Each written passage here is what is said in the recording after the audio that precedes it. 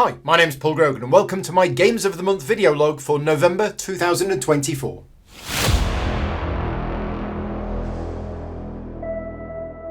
As always, in these videos, I will be talking about all of the games that I've played since the last video log. So this video actually covers a period of time from the 1st of November right up through the present day. And I'll try to give my opinions and my thoughts on all of the games that I've played, even though a lot of them were sponsored videos.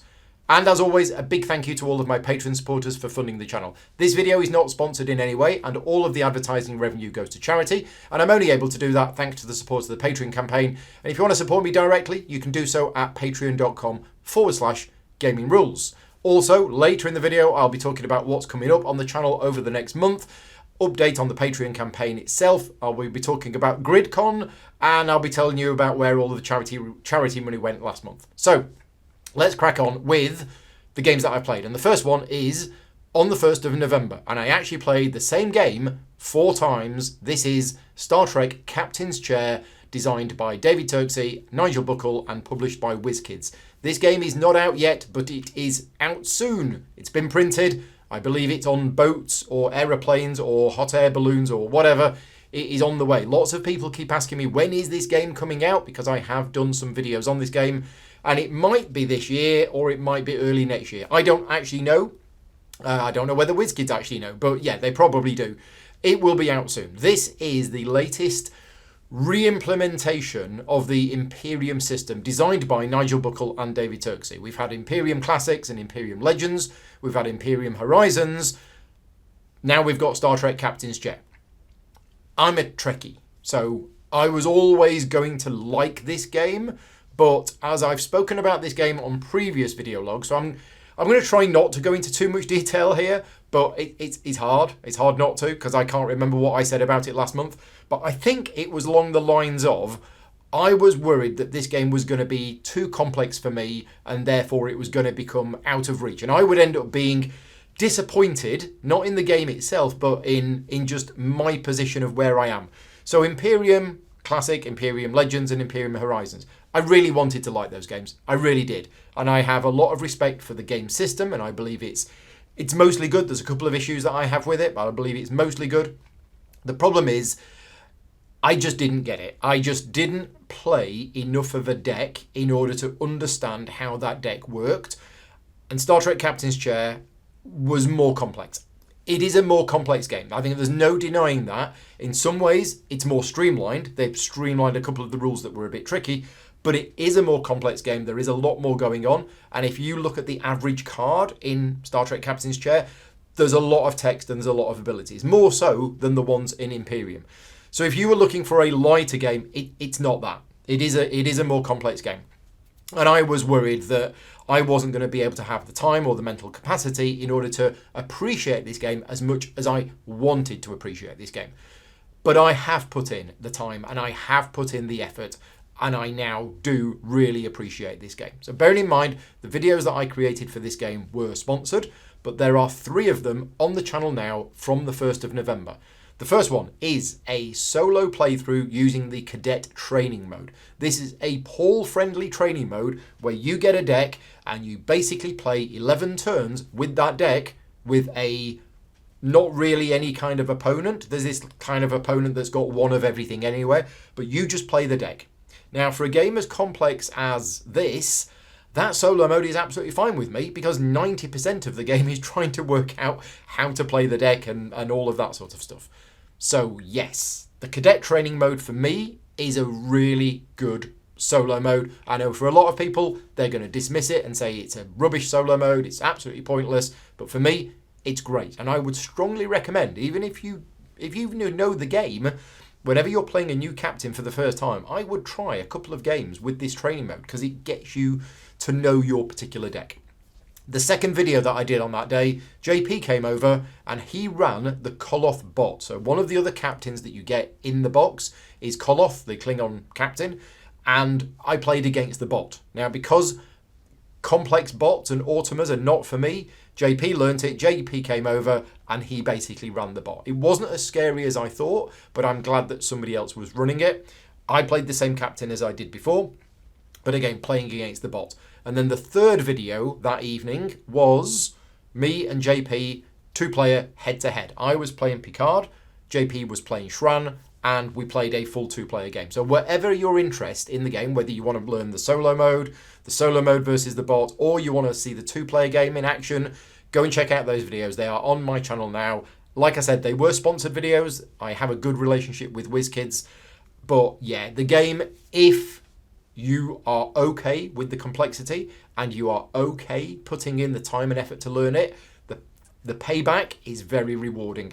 And it is, for me, not having played all of the Star Trek board games that there are in existence, it is by far the most thematically grounded Star Trek board stroke card game that I've ever played. I know a lot of people talk about some other ones. We won't mention Frontiers because I'm not a big fan of Frontiers. But yeah, it's just fantastic. And when you see and you're playing all of these cards and you're getting memories of the episodes or the series, and it must be said, for those of you that don't know, David Turksey, one of the designers of this game, is a huge Trek fan. And that comes across in this game. The love and the attention to detail and the throwback to all of these episodes from all of the different Star Trek series that there's ever been is just great to see. So yeah, that is Star Trek Captain's Chair. I will be talking about that a little bit more later on in this video. So the next game I want to talk about is Nefer. This is from the same designer as Bitoku, published by Ludonort, and I picked up a copy of this at Essen, which I wasn't planning to pick up a copy of this. So Nefer looked interesting, but I always come back from Essen with way too many games that I'm able to even play myself, let alone cover on the channel. So this was one that I looked at and I decided, nope, it's not going to make the cut. I'm not going to bring that game home with me. I was, however, planning to bring back a copy of Flatiron, which is another game from Ludonort, which I'd agreed to pick up a copy of it. And then it turns out that in discussions with the publisher, they were like, well, we can do you a copy of Nefer as well. And I'm like, oh, okay. I wasn't going to, but actually a few people have played it and said it was really good. So yeah, sure, I'll happily do that. So I swung by on the Sunday and they didn't have any copies of either game left, but they said, look, Paul, you can pick up one of the X-demo copies if that's okay with you. And I said, that's absolutely fine with me. More than happy to do that. Went by on the Sunday at closing time and they said, yeah, we're not going to be able to make up. They said all of these copies are missing at least 1 or 2 components, and we don't have the time now. We're about to pack the booth up, so we'll send them to you later. And to their credit, they did. A week or so later, I did get a copy of Flatiron, which I haven't played yet, and Nefer.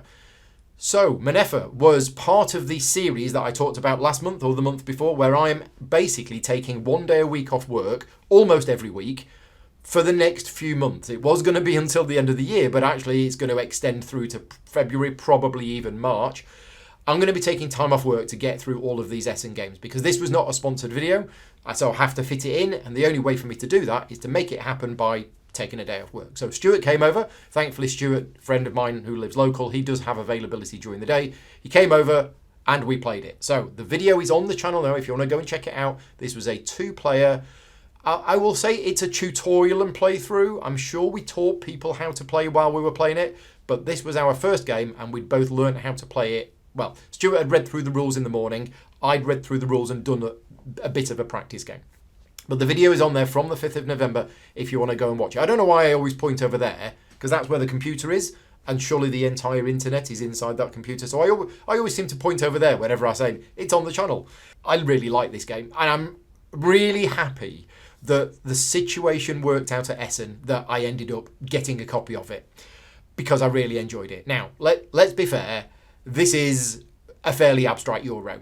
I love the Egyptian theme, right? I've always had a thing for the Egyptian theme, and it was one of my things that I always wanted to do was go and see the pyramids, and I have now seen the pyramids. We went on holiday about 10 years ago, but I've always had a love of the Egyptian theme.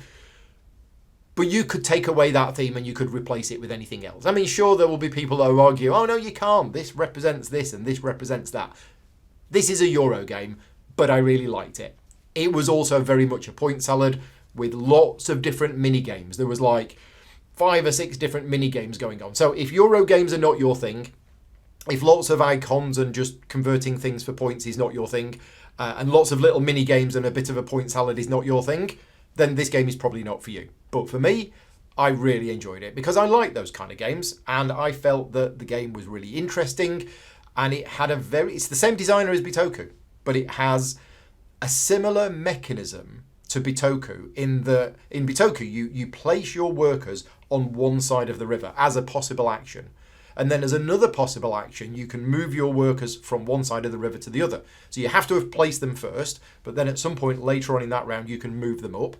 And then there's the third action you can do as well. This has something similar in that there are 3 actions that you can do on your turn, and one of them is to place a worker. And then the other one is to move that worker from one side to the other. It's really interesting in how it works because the timing of which one you place it in and when you place it, and do you wait for other people to move out before you place it so that it's going to be cheaper, all of that worked really well. So mechanically, I really enjoyed the game. I have only played that one game of it, but my initial impression was that I very much enjoyed it and I want to play it again. So that is Nefer. Next up, on the 7th and the 8th, and again on the 8th, I played Revenant. This was a sponsored video from Mind Clash Games, and at the time of me filming this video, Revenant is actually on Kickstarter right now. Revenant is Mind Clash's latest game. It's still in development at the moment, but we did a playthrough video which is on the channel now. We recorded it on the 8th, so I learnt how to play it on the 7th, and I had a practice game. Then I played it again on the afternoon of the 8th, and then on the evening of the 8th, we recorded the video, which went out live to Patreon supporters with the designer watching. And then I took that video down, edited it a little bit, and then I uploaded it as a new video. So the video is on the channel now if you want to see it played, but bearing in mind, the game is not finished yet. So if you watch the video and you're like, oh, okay, well, I enjoyed it, but there was some bits that I felt didn't work, trust me, the developers of the game and the designer are taking on lots and lots of feedback from lots of different people playing the game, and the designer actually contacted me after we'd done that video and said, look, thank you very much for that video, and thank you for all of your commentary at the end of the video, which, I will be honest with you, it didn't make it to the final video, because what we did is at the end of recording the video, we had a round the table discussion about the parts of the game that we felt didn't work quite so well and needed improving. That's obviously not included in the sponsored playthrough video, but the designer felt that all of that feedback was really good and made loads of notes, and they are actively working on the game. So I'm confident, I trust in Mind Clash, that the final game will be a better version of what we showed in the video, but what we showed will give you a very good impression about the game. So what is Revenant, if you're interested? Well, Mind Clash have been clever, and what they've done is they have set the Revenant game in the Voidfall universe, which means Ian O'Toole has done all of the artwork and the graphic design, which means there's a lot of similarities with the graphic design and the overall look and the feel of the game. However, what a lot of people are going to get caught out on is this has absolutely nothing to do with Voidfall whatsoever.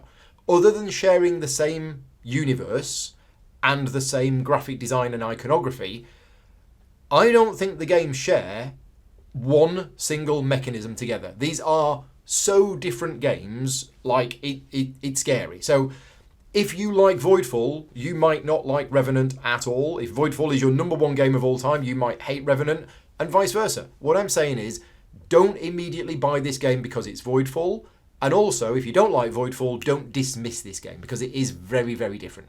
This is not a cooperative game. It's not even semi-cooperative, but it kind of feels when you're playing the game that it is cooperative. And if you watch our playthrough video, you will see there are parts of the game where I'm like, okay, well, I'm going to go over there and I'm going to destroy those fighters to help save this ship. And Adrian's like, no, don't bother doing that. I can go over there and I can get rid of those. Oh, right, okay. Well, if you're going to do that, I'll go and do something else. It had the feel of a cooperative game, but this is far from a cooperative game. This is a competitive game where you're trying to score the most points, and a lot of the points are going to come at the end of the game based on how much influence you have with each of the different houses, multiplied by the power value of those houses. And the more ships that a house has on the board, the more power it has. Now, where it gets clever, and this is the interesting mechanism which some people are going to love, some people are not going to love, is that when there is combat in the game, because your fleet of ships is constantly getting attacked by these Voidborn, is based on a mechanism of whoever's the closest or who's got the highest tactics or whatever. They will decide where the damage gets allocated. So, for example, I'm in a sector and there's 4 Voidborn and one of them's been stunned, so there's 3 left, so 3 damage is getting through, and I've got the closest frigate, which means I get to decide where that damage goes. So I'm like, well, there's an arc ship there from House, Navaris. I don't have any influence in House Navaris, and the other players do. So I'm going to choose that that's the ship that gets damaged. And oh no, it's blown up.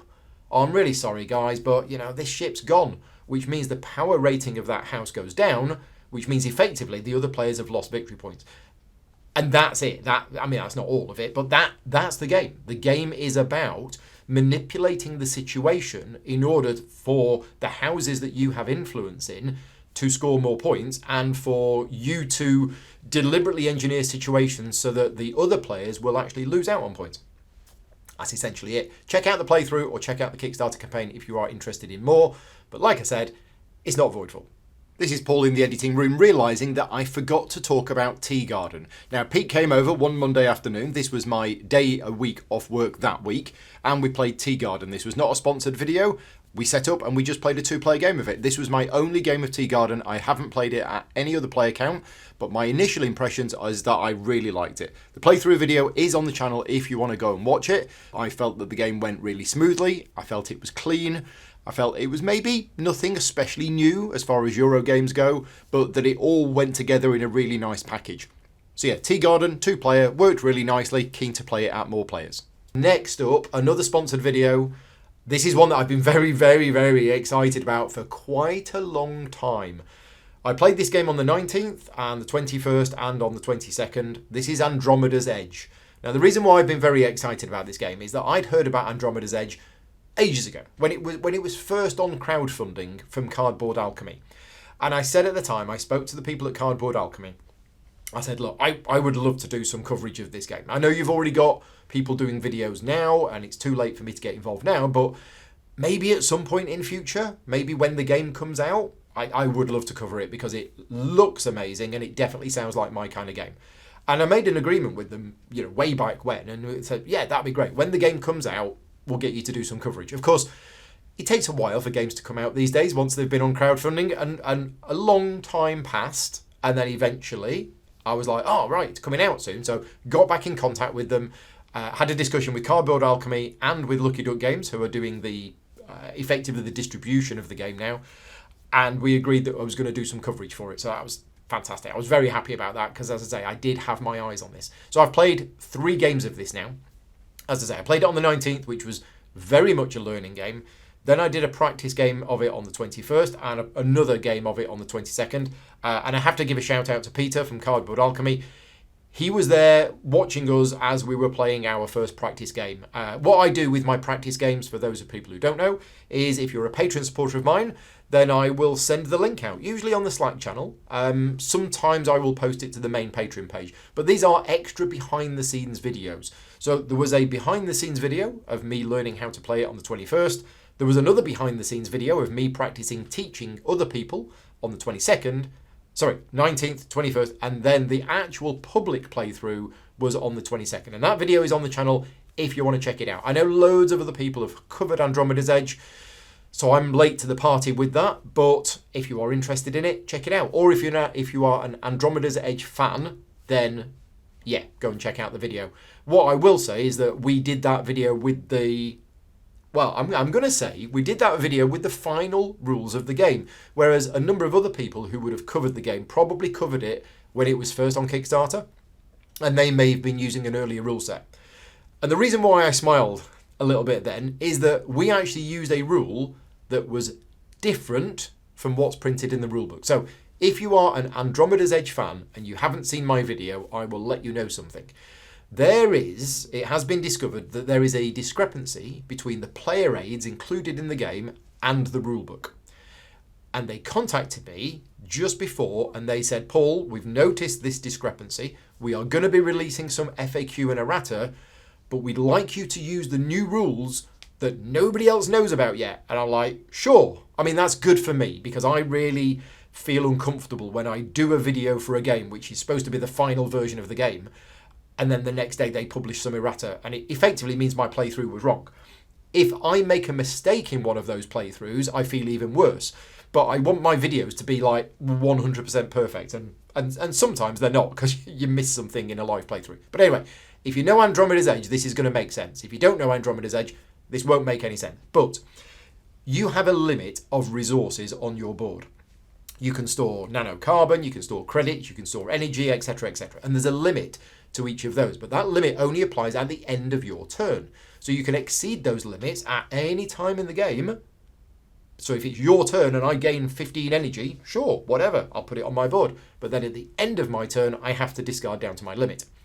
Now there's another thing that you can store on your player boards, which is the moons, and you have spaces for 4 moons on your player board, and that is a hard limit. You are never allowed to exceed 4 moons.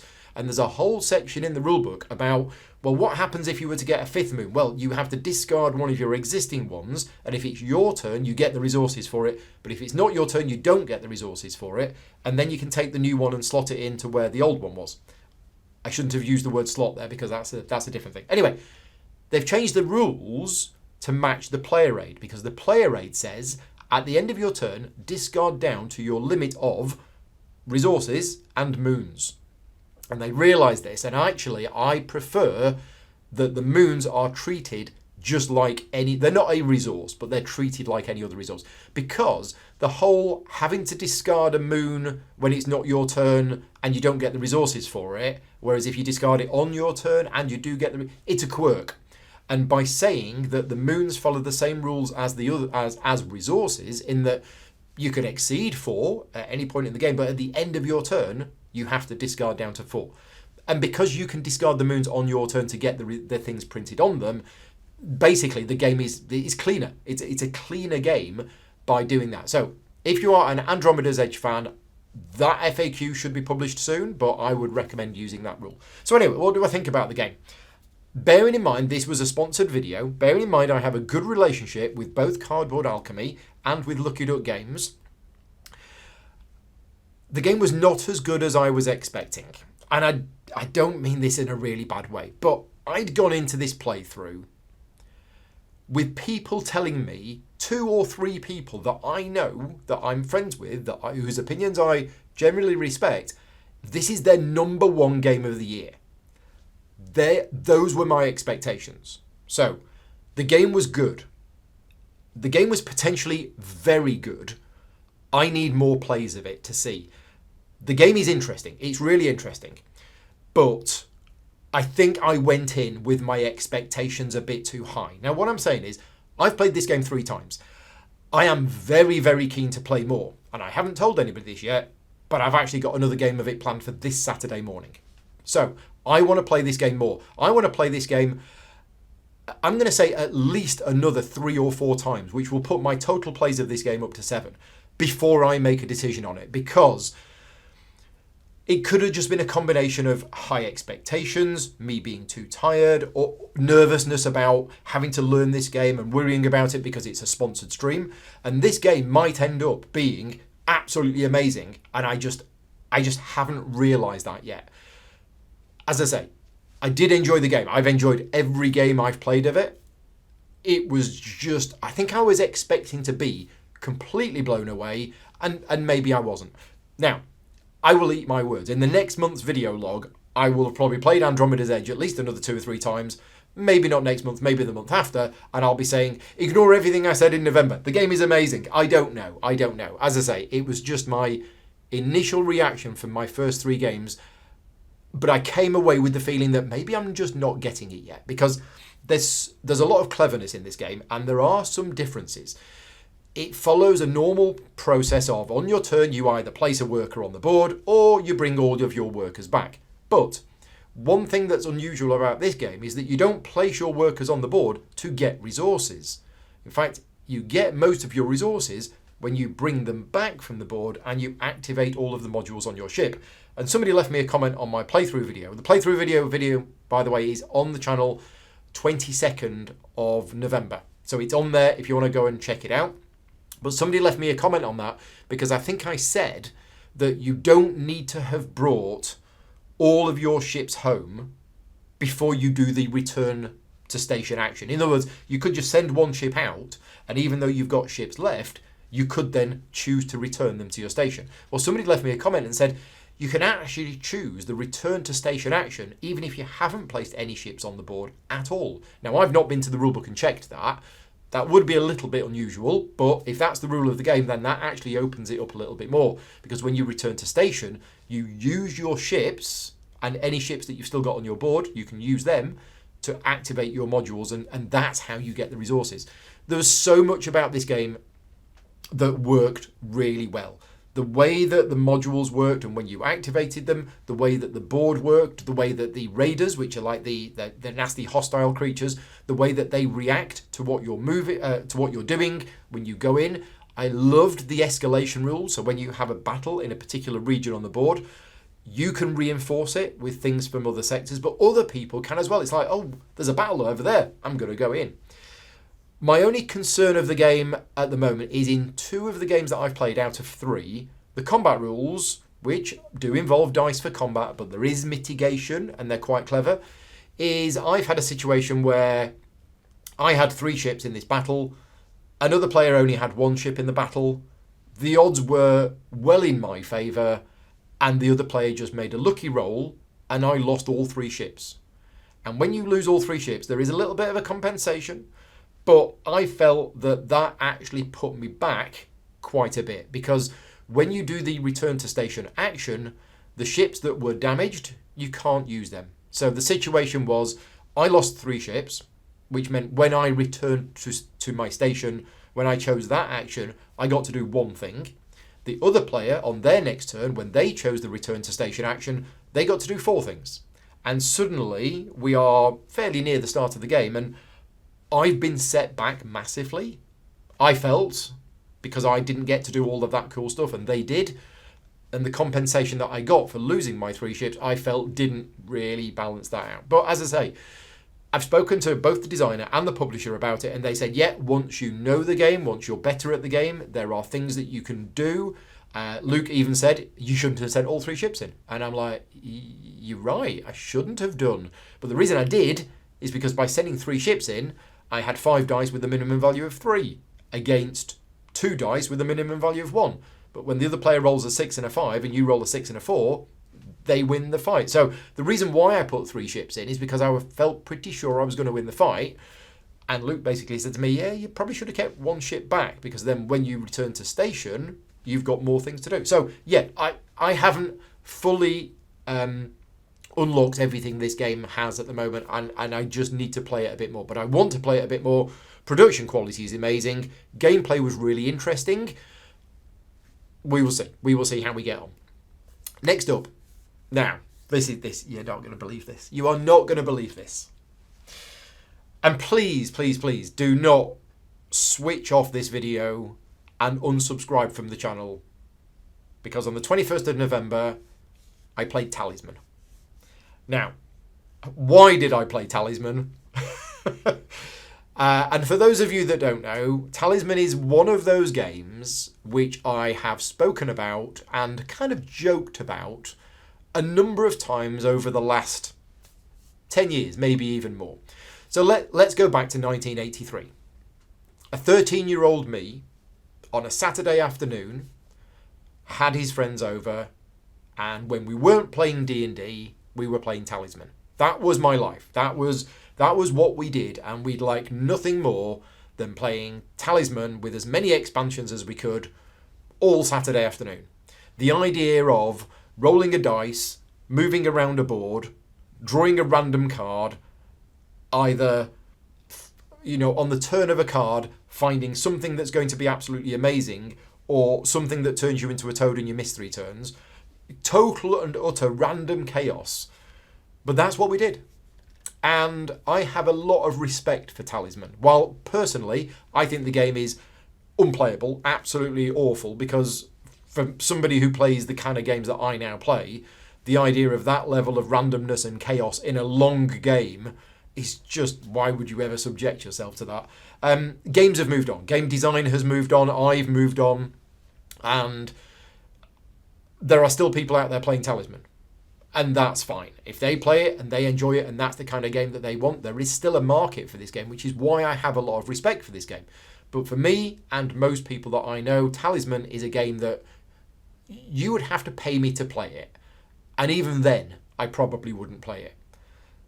But I did. Now, I played the digital version, but it's the same game. So why did I? Well, it was a combination of circumstances. First of all, it was the week after GridCon, or 2 weeks after GridCon. And the 2 weeks after GridCon, I'm trying to reduce my workload in order to give myself a chance to physically recover, mentally recover, and unpack. Spoilers, I haven't unpacked yet. But I was trying to take it easy. So I was giving myself a few hours of free time each week where I should have been tidying up or whatever.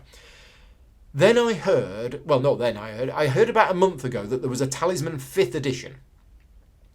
And whilst normally I would just go on Talisman, whatever, not interested. For some reason, I thought, 5th edition. I just out of curiosity, I wonder if it is just another reprint with another publisher with different artwork, like I think most of the other editions have been, or have they actually changed something? I don't know. I was just curious. But I wasn't curious enough to even look into it. I heard about it, I thought, I wonder what's different, and then I dismissed it.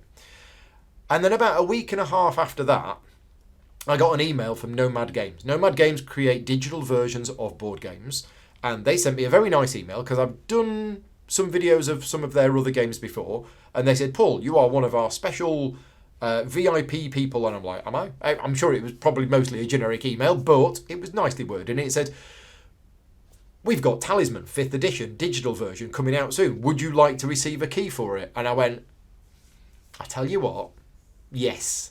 Because if nothing else, it will be something fun. It will be something that I will do, and I will only do once. And I'll do it in the time after GridCon as a bit of a joke and as a bit of a laugh. So I went back to them and I told them how much I hated the board game. And I gave them the reasons, and I told them that, I was playing this game in the early 80s and now I'm a Euro gamer. So this is the kind of game that, we kind of frown upon because it's very, very random. I says, but as long as you know that, I will do a live stream of me playing the digital version of the game. And that's what I did. So if you want to see me playing Talisman on the 21st of November, digital version, that video it's on the channel. And I tell you what, I enjoyed it a lot more than I thought I would. I'm not saying that I'm going to go and start playing Talisman on a regular basis, because it was still very, very, very random. But 5th edition actually contains a couple of tweaks which just suddenly make it much, much better the game. You have a resource in the game called Fate, and you can use your Fate to re-roll dice. But Talisman is a roll to move game. You roll a d6, and then that is how many movement points you move, either clockwise or anti-clockwise. You can't move any less, so if you've rolled a 4, you either go 4 in that direction or 4 in that direction. But the 5th edition rules say that after you've rolled the dice, instead of accepting the result of your die, you can spend 1 fate to move up to 6 spaces in any direction. So literally, you can move wherever you want to, as long as you don't move onto a space with another player. And suddenly that rule, the whole thing with Euro games is resource management, is making that decision about whether I want to spend this resource to do a certain thing or not. And suddenly, Talisman became a game where I actually had a choice. It was like, okay, well, I've rolled a 4, so I could go there. Now, there's already a card on that space, so I could encounter that, or I could go here, or if I really wanted to, I could spend 1 of my fate to go to any of these 6 spaces. Oh, suddenly I've got options. Now, the game still was very random, but it was fun, it was enjoyable, and I may be playing it again at the start of December. We'll talk about that later as well, if I remember. But anyway, that was Talisman. 5th edition, digital version, is available from Nomad Games if you're interested, and there is a video on my channel. Right, next up, the 24th of November. This was very exciting. This was Agemonia, our 4th session. Why was it very exciting? Because sessions 1, 2 and 3 of Agemonia are the tutorials, and session 4 is where the campaign actually properly starts. Now, you should always do 1, 2 and 3 because they are part of the campaign, but 4 is where my character was going to join the party, because I'd played scenarios 1, 2 and 3 multiple times before, so I decided for the group that I'm now playing the campaign with, which is Vicky, Mark and Sally, is that I would sit out of those first 3 scenarios and I would facilitate the game. I would concentrate on teaching them how to play the game and making sure they had the best learning experience possible, and it meant that the playtime was going to be reduced as well. But my character was going to join for scenario number 4. Now, I love Agemonia. I think it's a fantastic game system. Please bear in mind, I did sponsored work on the game. I helped them a little bit with the development, and I was involved in the game in a number of different ways. And I've done some videos on the game as well. But the game is great. I absolutely love it. This is a 1 to 4 player fantasy cooperative adventure game. But, and I've spoken about it loads before, so I won't go into too many details. But what I will tell you is my character was knocked out within 3 rounds. And I then spent the rest of the session facilitating the game session to make sure everybody else was having a good time. Yeah, it just all went wrong. I'm playing Torax. Torax is a big, tough fighter, but he doesn't have much agility. So when he's trapped in a corner and he's got like 5 bandits all firing arrows at him and doing slashing blades and stuff like this, he's just like, okay, yeah. And it was just an unfortunate series of circumstances where, because of the initiative cards, they had a go, and then on the next card, they got a go before me, which meant I didn't have any opportunity to rest, use my healing potion. I had a healing potion, I had some herbs, I had all sorts of things. Couldn't use any of them. And it was very nice. The other players were like, oh, well, let's stop, let's restart, or let's fudge it and say that we did. And I'm like, no, it's fine. And the reason why it's fine is because Agemonia is not like Gloomhaven in that if you fail a scenario, the campaign moves on, right? You get a different outcome, but the campaign moves on. It isn't you failed the scenario, you've got to replay it. I don't like those kind of games anymore. I like the kind of games where you play it, and then whether you fail or whether you succeed or fail, it moves on. We've spoken about this definitely on other video logs before. I like the fail forward mechanism as long as there is some kind of importance or consequences to it, because otherwise you'll just go, well, let's not bother even trying. And this is all about gamer mentality. And our gamer mentality is, even if that scenario said, win or lose, get 1 XP and 10 money, we would have tried our best to win. We are not the kind of people that go, oh, well, it doesn't really matter whether we win or lose. Let's just not bother trying. No, we try our hardest. We really do. We sit there, we analyse the situation, we do everything we can to try and win the scenario. But I don't want to have to replay it if we fail the scenario. And sometimes failing a scenario tells a better story. We're all going to remember that time where the big tough fighter joins the group. And I now joke and say, oh, I met these guys in a pub and they told me all about their adventures and they convinced me to join them, and I lasted literally like 15 seconds and then I was on the floor. And what's really good about Agemonia, and we found this in the rulebook afterwards, it said if your character is defeated, other people can come along and use your equipment, which is great in a game. The whole idea of, oh, one character has been defeated, remove them from the game, but nobody can use their stuff. Well, that just doesn't make sense.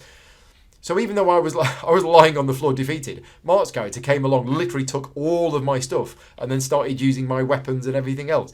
He's given it me back at the end, which is good. So yeah, Agemonia, and we're due to meet up again this Sunday for Scenario 5. Hopefully I will last more than 3 rounds, but really happy to be playing it. There's like 36 scenarios. We're going to be playing this probably for the next 2 years. But the Agemonia campaign is very, very enjoyable, and yeah, loving it. Speaking of campaigns, we started another campaign this week, and this is Harakiri Blades of Honor, and that video is live on the channel from this Tuesday. So Tuesday the 26th of November, Harakiri Blades of Honor. Now this was not a sponsored video.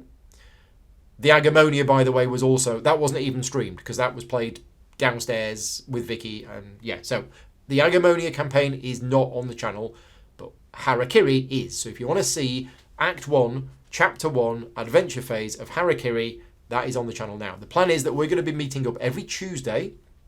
We're missing Christmas Eve, but other than that, the plan is that we're going to meet up every Tuesday and play through the campaign. Now, Act 1 of the campaign is 12 chapters.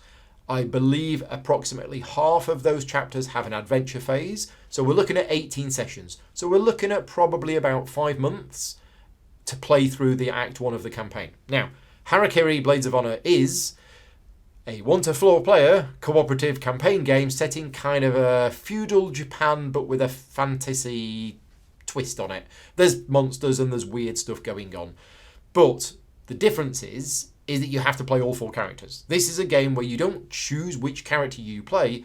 There are 4 characters for Act 1 and you have to play those 4 characters. So if you are soloing it, you still have to play all 4 characters. The adventure phase is where you have a map and you're traveling around the map and you're doing missions, you're doing quests and you're doing all sorts of stuff, and it's the precursor to what's called the exploration phase, which is more of a dungeon crawl type game, but we're going to be doing that this coming Tuesday. That will be coming up on the channel next week. Now, I was professionally involved in Harakiri when it was, I think, in the Pledge Manager stage. I did a couple of videos for them, which were sponsored videos. The game wasn't finished at that time, it was mostly done, but I remember feeding back some information to them about it, and they've made a couple of tweaks to the rules and things like that. This is another one where the production value of the game is really good, and I will be honest with you, we enjoyed this. Well, I certainly enjoyed that first session. The game itself has come under a number of criticisms. A few people have left me comments on my video, and I've read various comments on BGG. And I have to say that despite having a good relationship with the publisher, and I've already said to them that I would be happy to help them, work on the game and tweak the game and help them with their FAQ and errata, it is very... the problems with the game are very much because I think it's a small publisher, it's a first game, and it's a very ambitious project. They've done an extremely good job with it, but there are certain things about it which I can see are going to be a problem for some people. When you've paid a lot of money for a game and you've got this game and it looks gorgeous and you've got these sun-dropped minis and you've got this big campaign and you've got all of this stuff and the artwork looks great, and then you're playing the game and the first adventure that you play has some potentially game-breaking errata in it. Now, you can go online and you can get that errata and you can find out what that is. Great. But the people who played it before that errata was spotted are like, we can't play this game. Something's happened. We've been told to read this section.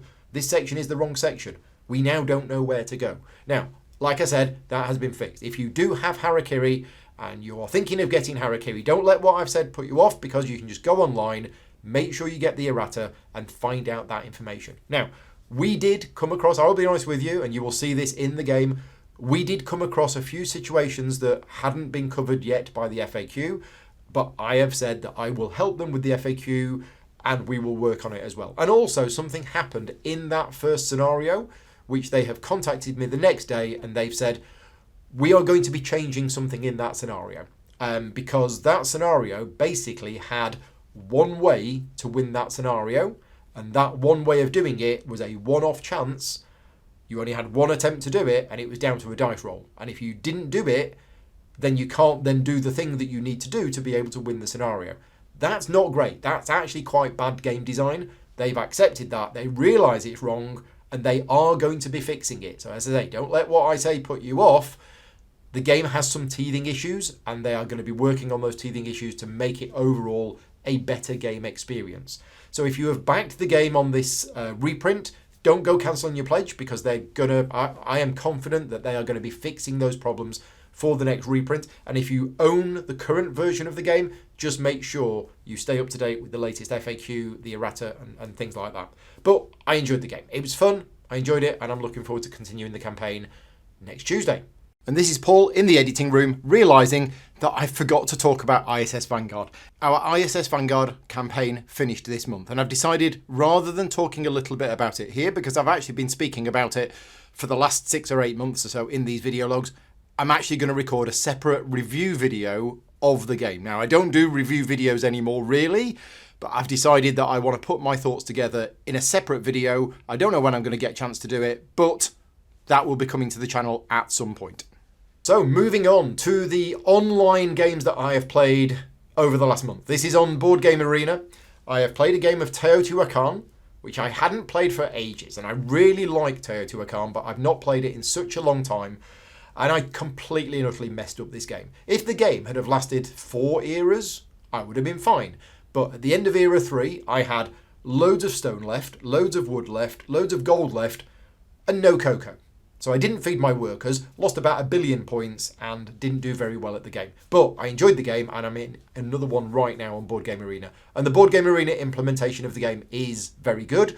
And I recently got the Master Edition of the game, which is on the list of games which I've received recently, which I would like to get to the table. Because I've only ever played Teotihuacan base game. There were loads of expansions for it, and the deluxe master set that has recently come out from Board and Dice has all of those expansions in.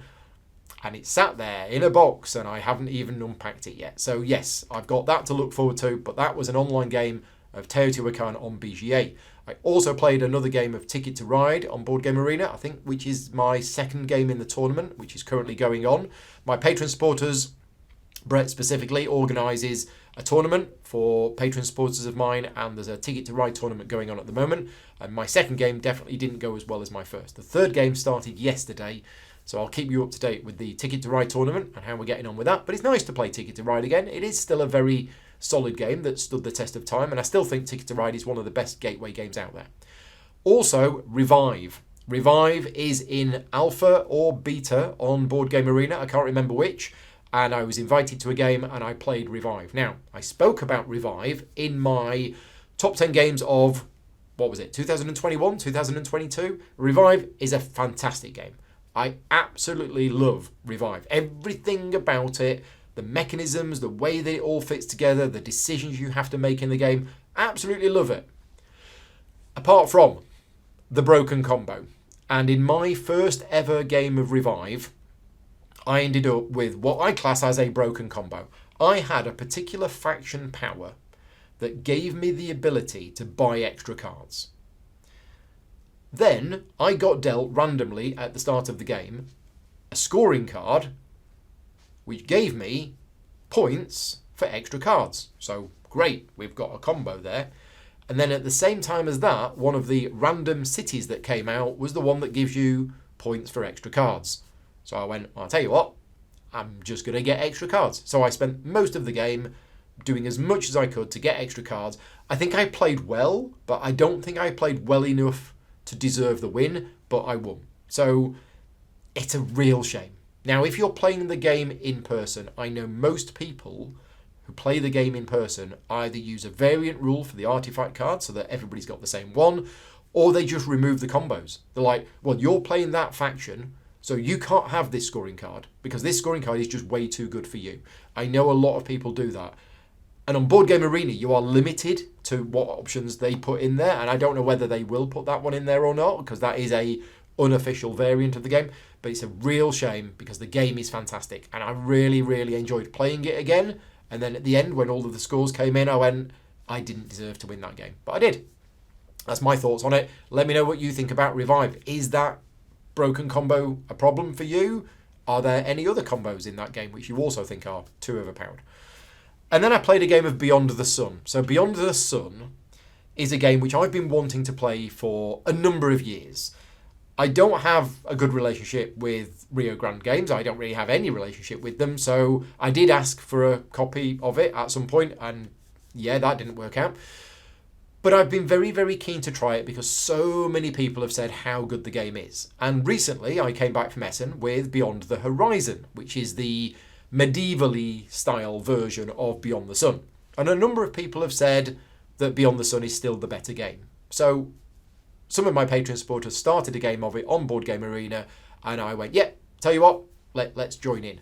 I played the entire game without reading the rulebook. Every single time it was my turn to take a game, I went, I really should read the rulebook, but I'll just take this turn, I'll do this thing. I don't really understand what this thing is doing, and then I'll read the rulebook afterwards, and then I never did.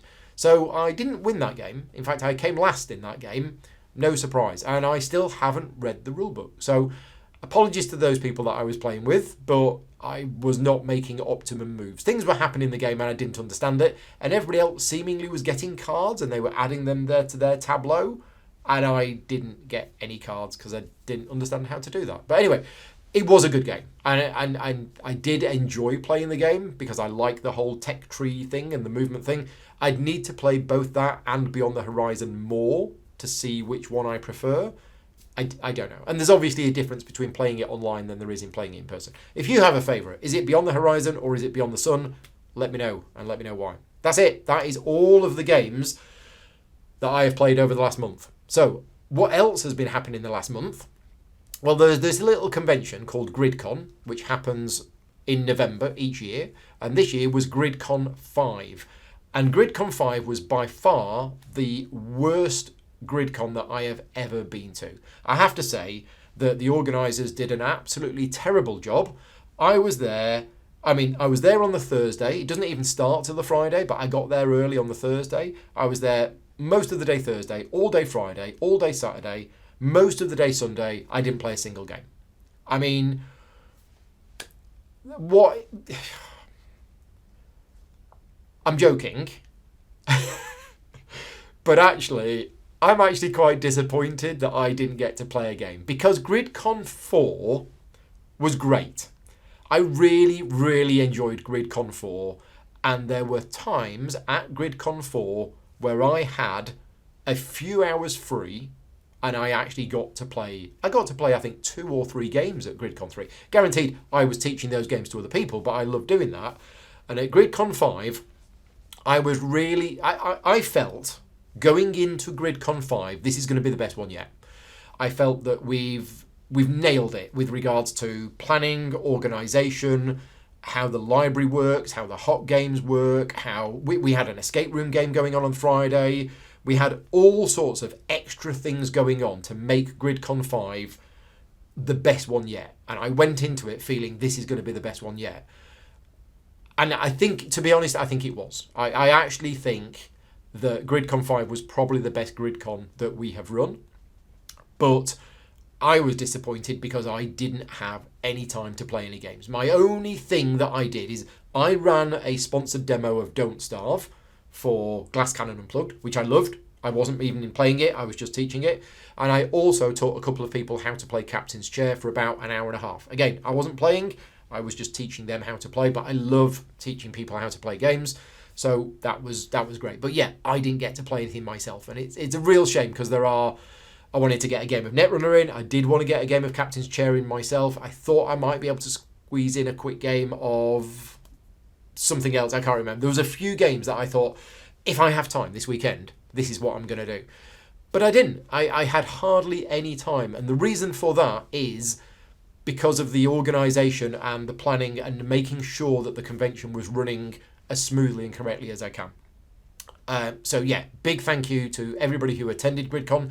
A personal thank you to everybody who helped out with GridCon, whether it was just transporting a few boxes to the event or transporting them home again, or if you helped out on the day with setup, even just ferrying stuff to the car, setting up the shelves, dismantling, and if you actually helped, on the desk and things like that. A huge thank you. We cannot run GridCon without your help. So yeah, what a convention. And I just wanted to say thank you to all of the sponsors of the show, which make it possible. We had Pavison Games, who sponsored one of the main rooms. We had Glass Cannon Unplugged, who sponsored one of the other rooms. And we had R&D Games, who sponsored the upstairs rooms. We had Arcane Wonders, who sponsored the library.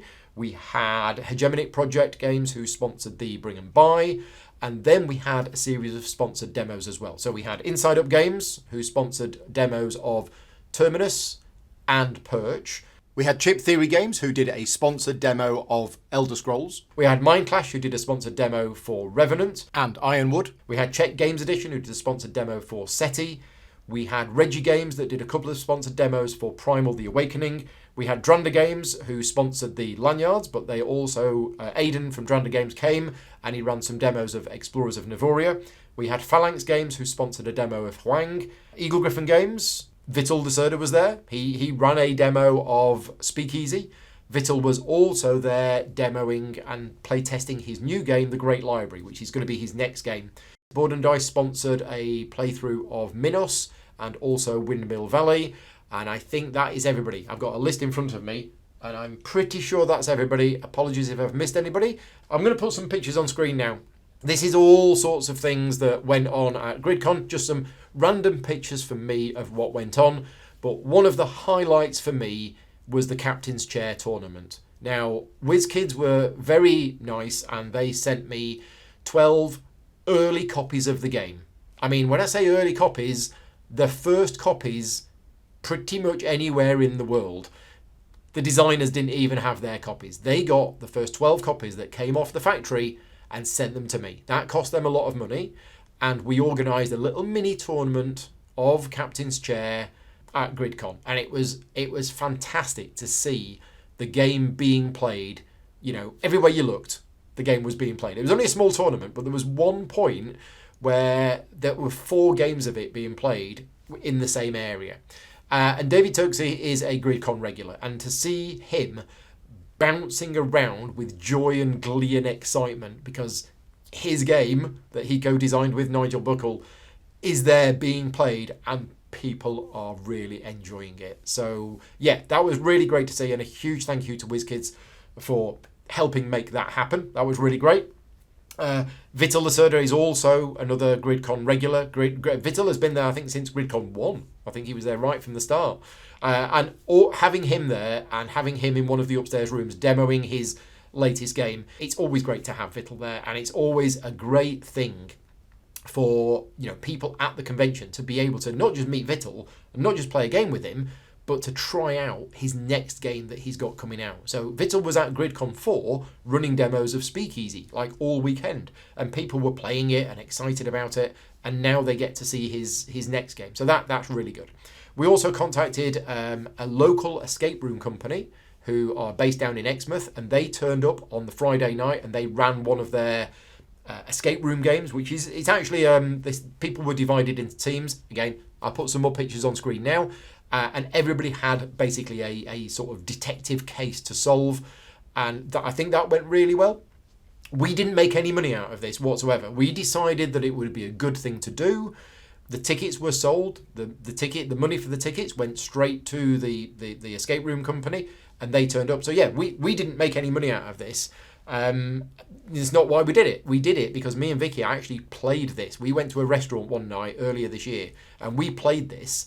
And it was fantastic. And we contacted them and said, would you be interested in bringing this to our event? And they said, yeah. And we said, well, how will this work? And we said, well, but you know, they sell the tickets, and you know, that's how it works. But yeah, it went really well. There was also this year something different. There was a play to win system. So Stonemaier Games gave me 3 games.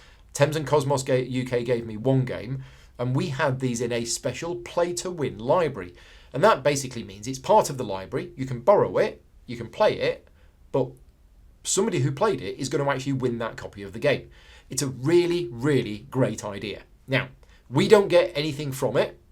The game is given to us for free, and at the end of the convention, the game is given away to somebody.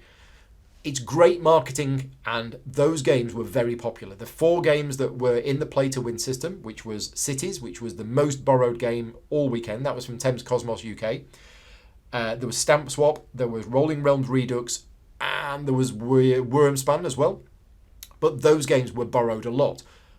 I mean, if you're going to go to a convention and there's a thing to say, well, you can borrow this game for free and play it for free, and you might win it, sure, it's obvious. So it's a great idea. It's great marketing for the publisher. It was a lot of extra admin overhead for us, and we didn't gain anything from it. Would we do another play to win system again? Probably, because I think people enjoyed it and people appreciated it. We're just like, well, how are we going to handle the admin overhead of running this extra thing, because we've already got a lot of other things to do. But yeah, it went well, and it was pretty good. Now, one of the other big things that we do at GridCon, which makes it quite special, is we do the charity raffle. And for those people that don't know, and I've spoken about this before, and I don't want to blow my own trumpet too much, but organising the charity raffle is a massive, massive amount of work. It probably takes me, I mean, I haven't actually sat down and worked out how many hours it takes me to organise the charity raffle, but it's probably about 100 hours or so over the 2 to 3 months before GridCon. I mean, it might sound really easy. Contact a publisher, ask for games, get sent the games, put them in a raffle. It might sound easy. It's a lot more than that. It is a lot more work than that. There is a lot of admin, there is a lot of organisation, and even on the day itself, well, we had to transport, I mean, we had, 150 games or something in the raffle? It was a huge amount. We had 20 boxes worth of stuff, So we had to pay people to transport that stuff from A to B. Then we've got to store it. Then we've got to set it up. So it took me 3 hours on the Saturday night, and a big thank you to Brecta for helping me do that, to set it all up and divide everything into lots. And Willem helped me with dividing things into lots. It feels great because all of that time and effort to put in, and a huge, huge thank you to all of the supporters, all of the publishers who donated. Some publishers donated a ridiculous amount of games. And I don't want to single any out in case I, accidentally miss anybody off the list. There will be a full list of all of the publishers and all of the raffle games on the GridCon website, gridcon.co.uk. It's not there yet, but I will be putting it up there and on the Facebook page as well. But publishers were so generous. Anyway, we raised £6,710 for charity, and this is a picture of the raffle.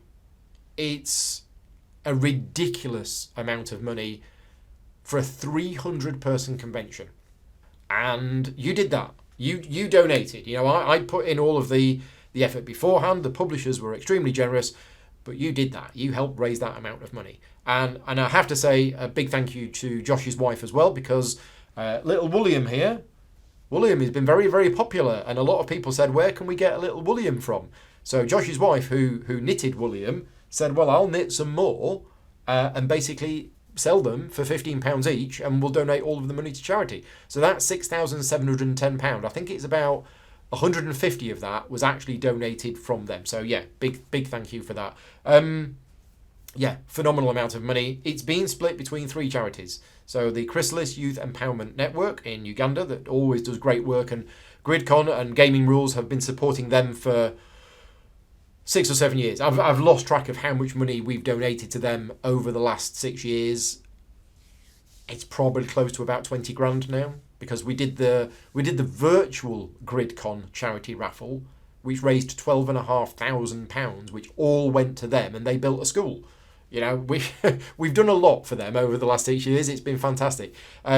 Mind, the mental health charity, and also Macmillan cancer support as well. So yeah, the money's gone. We no longer have the money. We went into town yesterday with £6,710 in cash and deposited it into a bank account.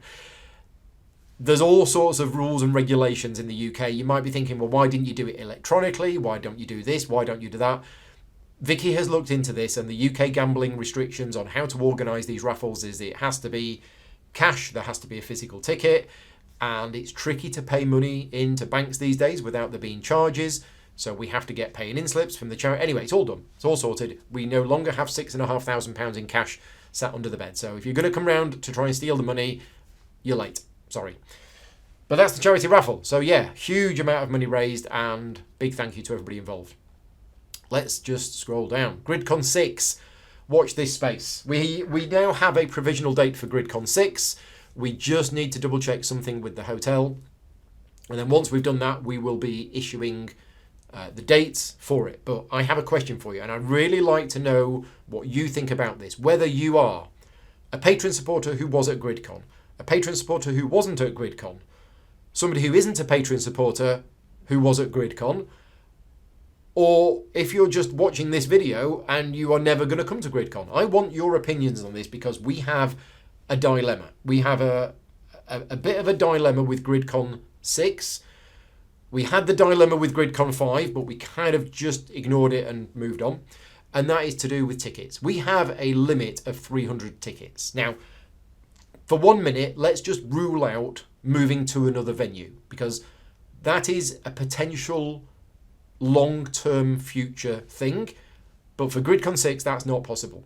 We are keeping with the same venue we have for GridCon 6, which means the limit of people is 300. And I will be honest with you now, because, as I've mentioned earlier on, GridCon can't happen without the support of my Patreon, and because I want to say thank you to all of my Patreon supporters, I give my Patreon supporters early access to the tickets. I personally feel that that's fair. There might be some people who feel that's unfair, but it would be unfair not to. And other places do this as well. If you look at theatres have you can get membership of a theatre, and if you are a member of the theatre, you get early access to book tickets for shows. That's how things work these days, and theatres do that.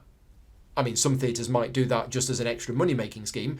I don't know, but some theatres do that because that's how their system operates, and they require those membership donations in order to keep the theatre going. And we're kind of the same.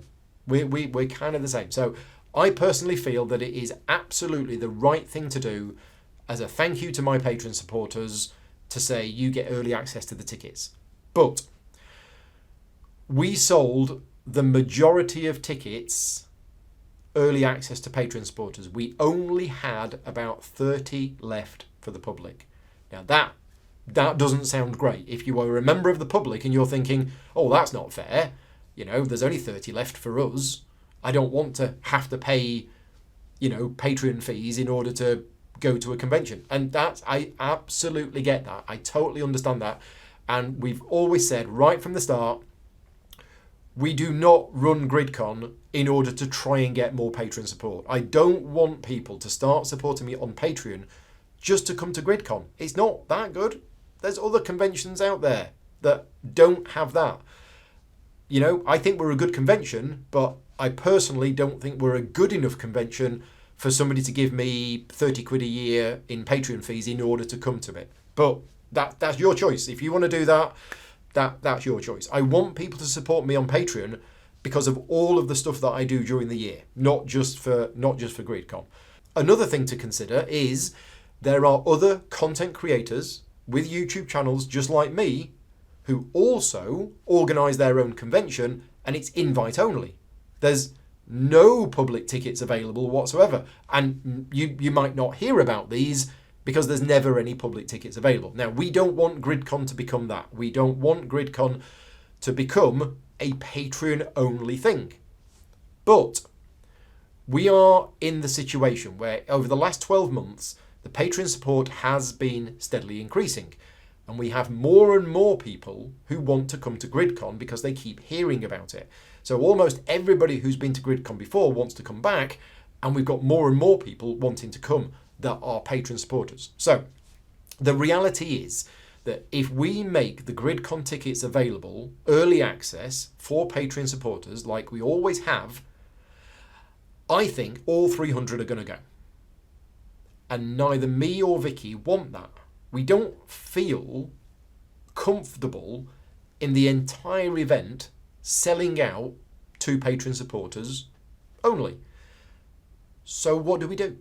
And that's what I want your thoughts. I want to know what you think. Please help us fix this situation and give us some ideas, realistic ideas, about what we can do in this situation. Is it okay to give early access to Patreon supporters? Well, don't answer that because that's what we're doing. But is it okay that all 300 tickets sell out to Patreon supporters? Again, imagine if this is a theatre. Imagine if you see Cinderella is showing next month at a certain theatre and you say, oh, right, I want to book a ticket. Right, let's look at what seats are available. Oh, wait a minute. There's only 2 seats over there and 2 seats over there. Where's all the good seats gone?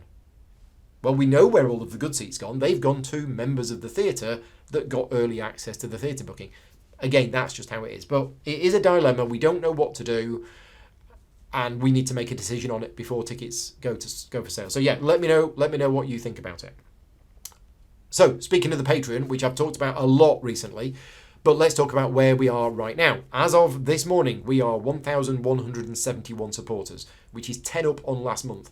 And I know I say this every month, but I am still flabbergasted and blown away every month when I look at that number. When I launched the Patreon, I was hoping to get maybe 300, maybe 400 Patreon supporters.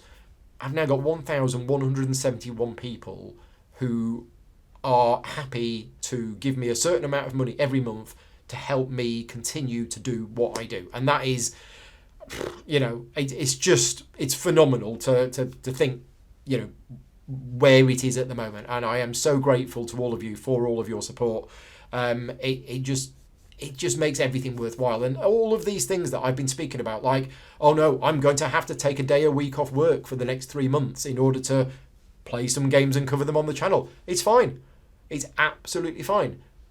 How many people are able, from a financial point of view, to be able to simply just take a day a week off work to do something else?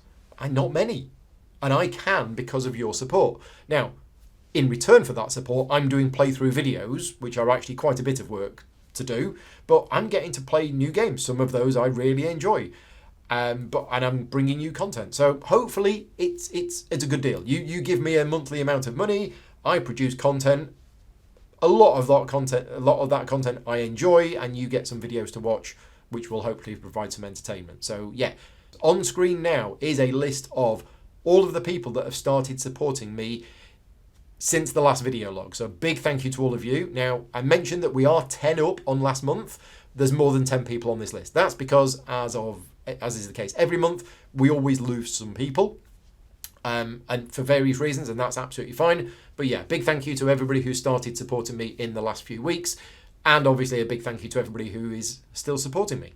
Now, the other thing that I said I was going to start doing in these video logs is to tell you where the charity money goes. So forget the charity raffle at GridCon, that's one thing, but all of my advertising revenue from all of my videos goes to charity. So I don't make a single penny from any of the advertising revenue on any of the videos on this channel. It all goes to charity. And the charity that we've given the money to this month, and we have actually done it, we've given the money away, is to the Little Theatre in Donington. And there's a story behind this one. Vicky Stevens, who is one of my Patreon supporters, she works at the Little Theatre. Now, it is a not-for-profit charity. Everybody who works there, they have about 80 members of staff. Everybody who works there doesn't get paid. They are all doing it on a voluntary basis, and they are basically running this theatre for people to, come and be entertained and everything else. And all of the money that they make goes into continuing to run it and everything else. And it is a charity. It is a registered charity. This is not just a business that needs help. And last month I said, if anybody has any ideas of where we can send the charity money, because we're running out of ideas and we're having to repeat people that we've given it to before, which is fine. And Vicky contacted me and says, well, right now we are short of cash. It's been a difficult year. Our car park is falling apart. The roof needs redoing, and we just simply don't have any money. Are you able to donate something? So we have. We've sent them £500, and I hope that helps. And if you think that you've got a charity in mind that could benefit from something like that, then let me know. As long as they are a registered charity, then that's absolutely fine. Now, just while we're here, I wanted to just mention a little story, which is a nice story. This is like the at the end of the 6 o'clock news, where you get a nice little story about a cat that was stuck up a tree, but then ended up writing a novel and becoming a best-selling author, or something like that. Is before GridCon started, me and Vicky ran a test event called Ting, which is This Is Not GridCon. And we ran it at our local, what's it called? It's just up the road. It's like a community centre. And they have some function rooms. And that's where I used to run the Columpton Games Group. But we basically booked it out for a day. We gave them some money. And we ran a charity. Oh, was it the charity? It was either a charity games day or it was Ting. I can't remember which one it was. But this was our first event that we ever really ran. And we were doing it as a bit of a test to see if we could run an event like this and what it would be like. And it was just a one-day small event, and we ran this event. And we sold some tickets to it, but we didn't sell that many tickets.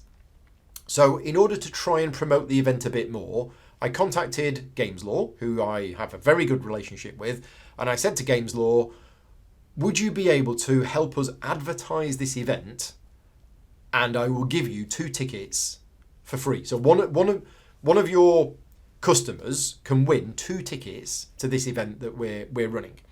And they said, yeah, that's absolutely fine. So Games Law advertised it. They posted about it on various social media in order to obviously help us sell tickets. But as part of that, they gave away 2 tickets to somebody who replied to a comment on Facebook or something like that.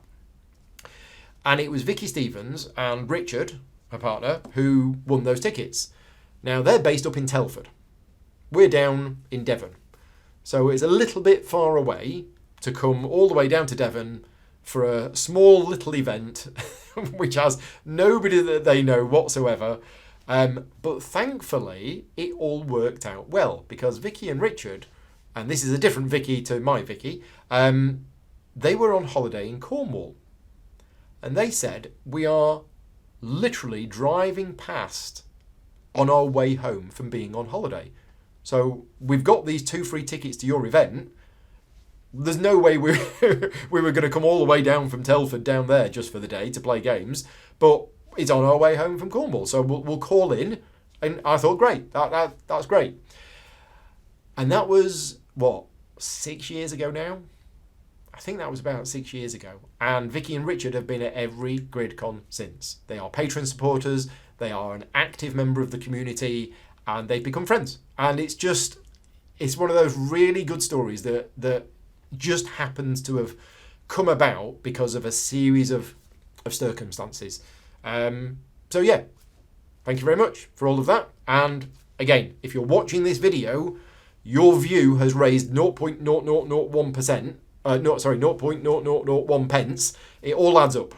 Essentially, it's about £500 a month that we get in advertising revenue from all of my videos. And if you're watching this video, you are helping contribute to a certain charity. And if you are one of my patron supporters and you have an idea of a charity that you want us to donate money to for whatever reason, absolutely anything, just let us know. Whether it be something like Macmillan Cancer Support because you've been affected by it, or World Kitchen or some disaster or something like that, just get in contact with me and let me know. Thank you very much. So finally, what is coming up on the channel over the next few weeks? Well, on the table set up in front of me is Stalker from Awakened Realms. This game is being delivered, or has been delivered. I'm not sure whether deliveries have stopped, but I'm doing a sponsored playthrough of this tomorrow night. So it's all set up on the table ready. I've got a practice game happening tomorrow afternoon, and the video, by the time you're watching this video log, will be 2 days ago, because the plan is that this video log is going to go live on Sunday, but I'm currently recording it on a Thursday. So for me, it's tomorrow, but for you, it's 2 days ago. So go and check out my video on Stalker. It will be a tutorial and playthrough video, and I will talk about it next month. Also, this Saturday, so 2 days from me, but the day before for you, I'm doing a games day. Chris and Rob are coming over. We've got 3 games planned. We are playing Andromeda's Edge in the morning, we're playing Galaxy Postman in the afternoon, and then Rob is staying for a game of Captain's Chair. The Galaxy Postman video will be public. I'm not sure about the other 2. They might be Patreon only. They will either be public or Patreon only. So if you're a Patreon supporter of mine, you will get access to all 3 videos, but only Galaxy Postman is definitely going to be public. I'm not sure about the other 2 videos. Next week, the day that I am taking off work next week is Tuesday, and I am going to be playing Anno 1800 with the expansion. Now, the expansion only came out in German, but there is a translation on BGG. Louisa, one of my friends and patron supporters, is also translating the expansion from German, and we are getting a bit of help from the designer of the solo game to make sure that I learn the game properly by Tuesday. That's not far away. So yeah, that's happening on Tuesday. Next Friday, the sponsored stream next week is Kraftwagen, the new version from Arcane Wonders. So that's an Arcane Wonders sponsored stream.